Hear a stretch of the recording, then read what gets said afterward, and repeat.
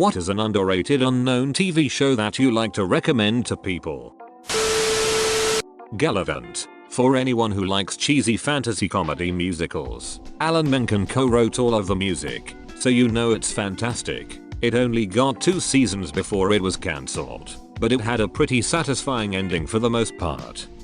Gallivant knew it had little chance at renewal, so they did the right thing and ended it in a way that could be a series finale or an intro to a new season. I always recommend Pushing Daisies to people. So sweet and way too short-lived. Such a beautifully shot and written show. I would describe it like watching and listening to a Dr. Seuss book written for grown-ups. My favorite. It's such a beautiful show.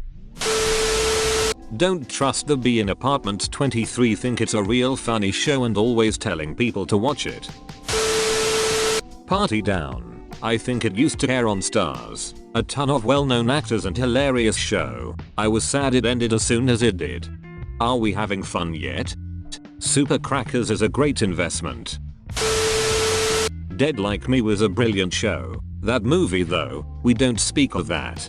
I thought Dead Like Me started off a brilliant show and had a massive decline after season 1 ended, when Fuller left.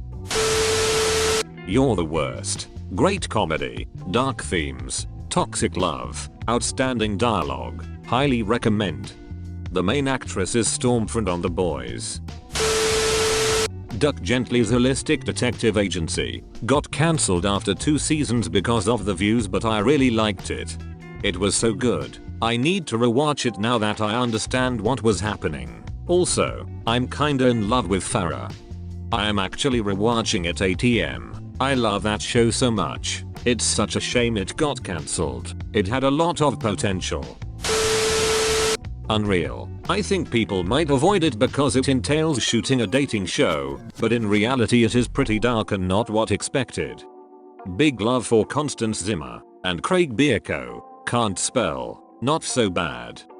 I love that show so much. I don't like reality TV very much, but this show is amazing. The Thick of It by Armando Iannucci. He created Veep for HBO and I always saw Selena's character as being a watered down version of Nicola Murray. Political comedy is not everybody's thing, but this show just works. The film In the Loop by the same director is also brilliant. Yes, Full Tilt Capaldi. American Vandal on Netflix. The scene of the kid saying PSSSSSHHHH spraying sound constantly pops up in my head for no reason. I identified that scene immediately. Perfect description. The first scene that comes to my mind is is funny from season 2. Black Sails Dragon Prince. Black Sails is so underrated and one of the best shows of the decade. Black Sails is fantastic and I do not know a single other person who has watched it. Black Sails is my favorite TV show of all time. The Last Man on Earth. It's not completely unknown but definitely underrated and sadly cancelled before they got to finish the series. I love it so much. I thought season 1 was fantastic, watched half of S02 then I fizzled out and forgot about it. Wow, 4 seasons, how were they? I might have something new to watch. Better Off Ted, You, Me and the Apocalypse. It's a great show. Phil and Lem are by far my favorite characters. You is not underrated since Netflix bought it. Netflix making shows popular. Sharp Objects. It's not for everyone. A dark 8-episode miniseries about a series of child murders in a small American town. The book this was based on was written by Gillian Flynn, who wrote Gone Girl, so that might give you an idea of the tone. Very atmospheric and great performances by the main cast. Eliza Scanlon was so very good in it. Slings and Arrows. Paul Gross. Love those scripts. My fave moment was that grade school production of Macbeth, season 2, which was actually pretty impressive. Wow, 3 upvotes. I thought this would be ignored. Big up the Paul Gross fans. Derry Girls is pretty underrated in my opinion. It's pretty funny and I like it a lot. I keep seeing it on Netflix. What other things do you like so I can decide if I want to watch this show or not? It's this old Adult Swim mockumentary on a guy and the witness protection program hiding from the Russian mob. Easily one of the most underrated shows I've ever seen, and it's hilarious. Eugene Naman makes me laugh so hard that I cry. The episodes with him and the other Murmansky's Russian mob members are pure comic gold. I also normally hate Amy Schumer, but she is absolutely hilarious in that show. Nathan For You. I'm not sure if it qualifies as unknown, but no one I know has heard of it until I showed them episodes. I was dying of laughter in every single episode and there wasn't a dull moment. I think the show has made me laugh harder than anything else I've ever seen. It's also made me cringe harder than anything else.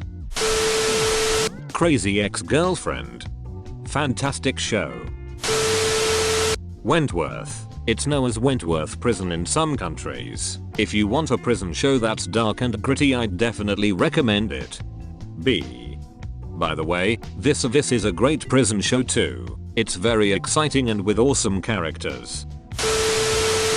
The OA. It got cancelled after 2 seasons, but I always thought the acting was great and the storyline always had me on edge with suspense. The Critic. It stinks. Man, I loved this show back in the day. Loved how it shat all over movies and Hollywood. Ted Lasso. The premise is completely ridiculous, but the show is brilliant. It's the show that 2020 needed. I love it. Person of Interest. Such a great show as for movies. One that really I recommend is Dancer in the Dark. I love POI. Top 20 shows on IMDb for average rating per episode. Just rewatched it this year. Still enjoyable. If you like the first episode, you'll probably like the show. 5 seasons, I believe. Doom Patrol.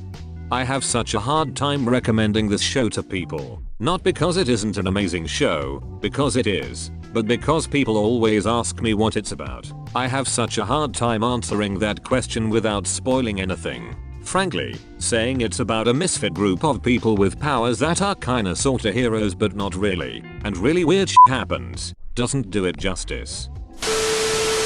The IT Crowd. A BBC sitcom mainly about tech support, but you don't have to be in tech support to enjoy it. Not too much of a time investment. I think it only had 24 episodes total. Hilariously funny. Keep Calm and dial 01189999. Brilliant show. The Leftovers on HBO. 3 seasons and same creator as Lost, and has a very thought-provoking ending. One of, if not the best show I've ever watched. I don't know a single person IRL who has seen it. It may take a while for some people to get into it, but the payoff is unequivocally worth it. Forever. Only 1 season unfortunately, but really interesting. Endeavour. Yes, and Grantchester. Great News. A Tina Fey show that never gained any traction. It's basically 30 Rock again, but if you're fine with that, it's great. Very watchable. Entertaining comedy. Yes, I love Great News. Friday Night Lights. Don't really know if it's unknown or underrated, but I really liked it. I just rewatched the entire series and, honestly, it's a sad statement on the state of small town high schools. Utopia. Mystery, intrigue, style, violence and downright weirdness, all set to jarring violence and utterly incredible soundtrack. If you watch all 12 episodes and don't enjoy it, let me know. The United States of Tara. An excellent show featuring Toni Collette as a woman with dissociative identity disorder and the craziness that happens. Lexx. If you like your sci-fi weird. Brassic is also a good one. Joe Gilgan is still tragically underrated, at least in the US. I loved Lexx. Couldn't find anyone else who could tolerate it. Lex was great until they got to the other universe. Fleabag. I hate how relatable the main character can be. Honestly, that's the best part. Such a beautiful, relatable story that brings out all the emotions at one point or another. Glow on Netflix. The writing and acting is terrific and it's a fun story, even if you, like me, don't really like wrestling. Alison Brie and Betty Gilpin are fantastic in it. Amazing show indeed. coupling. This. Loved it. It's on Amazon Prime and in a lot of ways it feels like a spiritual successor to The Wire. Disagree strongly about relationship to The Wire. Both involve cops. Okay. But Michael Connelly is nothing like the arrogant twit that wrote The Wire, nor are his characters. Rectify. What a show. Went through binging this, moved on to the more hardcore Deadwood. I would definitely recommend Clone High. It's a very underrated show about clones of teenage historical figures, and plus it's all free on YouTube, so you don't need to have a subscription to watch it. Bates Motel. A really great psychological thriller horror movie, presenting as a prequel to the 1960s Psych. The acting is top notch, too, especially on the two main characters. I binged the heck out of this. Really great if you can handle it. So completely suspenseful, WTF, and cringe in a good way. Crashing, which was made by Phoebe Waller-Bridge. It's on Netflix. She got a lot of acclaim and won a ton of Emmys for Fleabag, but I think Crashing is even funnier. Banshee. Preacher. Netflix. Daredevil. Love, Death and Robots. Warrior on Cinemax. Cobra Kai. Preacher, Warrior and Love, Death and Robots are all excellent shows. The first season of Cobra Kai was surprisingly well done. The second not so much. The third has been greenlit.